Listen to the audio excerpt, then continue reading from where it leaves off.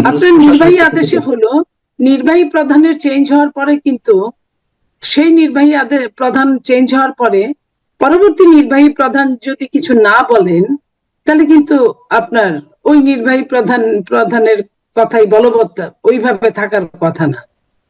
যদি পরবর্তী নির্বাহী প্রধান বলে যে ওইটাই বলবৎ থাকবে, কারণ এখানে কিন্তু কথাটাই হচ্ছে নির্বাহী প্রধানের। আপনি খেয়াল করেন এখানে কিন্তু আইনকে তোয়াক্কা করা হয়েছে। এখানে নির্বাহী প্রধান যা বলেছে সেইভাবে স্থগিত বা নিষিদ্ধ করা হয়েছে। আর বিএনপি এটাই মনে হয় আওয়ামী লীগ মেন্টালি এই ব্যাপারে একটুখানি ডেসপারেট হয়েছে যে বিএনপি তো নিষিদ্ধ চায় নাই, তাহলে আমার পার্টি অফিস খুলতে দোষের কি? তো বিএনপি তো বারবার বলেছো, প্রশ্নের উত্তরে বলেছো আমাদের কারো রাজনীতি নিষিদ্ধ করার মানসিকতা আমাদের নাই, আমরা এটা চাই না।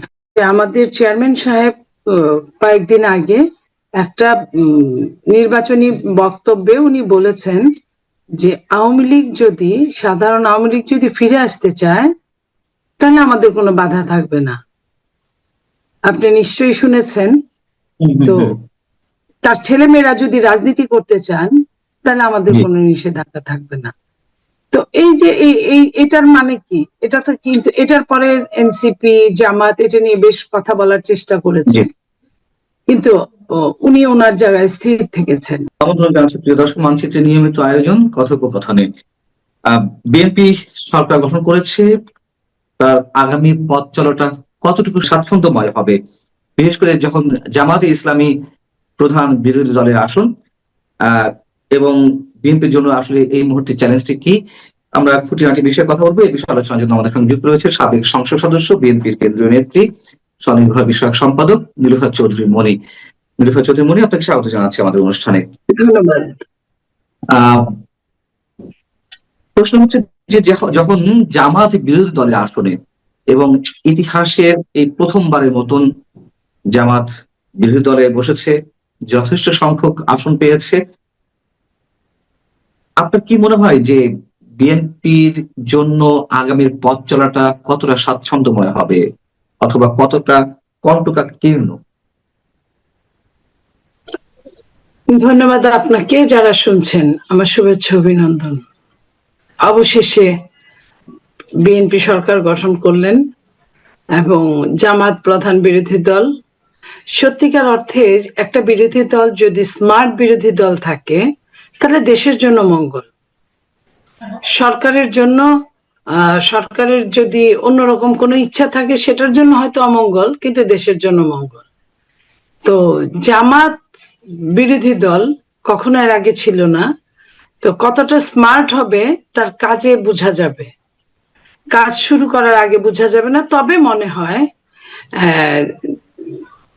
যে তারা সত্যিকার ছায়া সরকার গঠনে সক্ষম হবে এবং তারা যত না গঠনমূলক সমালোচনা করবে তার চেয়ে বেশি তাদের টার্গেট অনুযায়ী সমালোচনা করবে। এই টার্গেট সমালোচনাটা কিন্তু টার্গেট আপনার আলটিমেটাম দেওয়াটা কিন্তু দেশের জন্য জাতির জন্য মঙ্গলকর নয়, এটা আমার কাছে মোটা দাগে মনে হয়।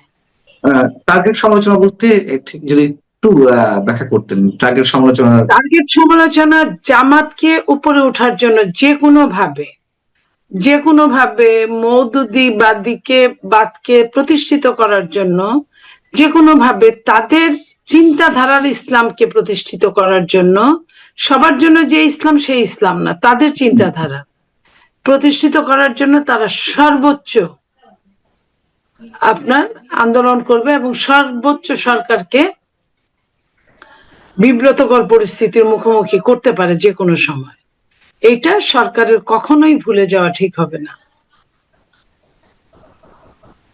এবং গ্রুপ মেজরিটির ক্ষেত্রে যদি প্রশ্ন করি, যে ইতিহাস বলে গ্রুপ মেজরিটি কখনোই কারোর জন্যই মঙ্গলজনক হয়নি। বিএনপি এবার 2/3 বেশি আসন নিয়ে তারা সরকার গঠন করেছে, বেশি না হলেও মোটামুটি 2/3। আপনার কি মনে হয় বিএনপির একজন নেত্রী হিসেবে, একজন সাবেক সংসদ সদস্য হিসেবে ইতিহাস কি ফিরে আসবে, নাকি যথেষ্ট সাবধানতার সঙ্গে চলে বিএনপি হয়তো সেই ধরনের আশঙ্কা কাটিয়ে উঠতে পারবে? দেখেন, বিএনপির এখন যিনি কর্ণধার, উনি অনেকটা সাফারিং এর মধ্যে দিয়ে ওনার ব্যক্তি জীবন, দলীয় জীবন এবং পারিবারিক জীবনকে অতিবাহিত করেছেন।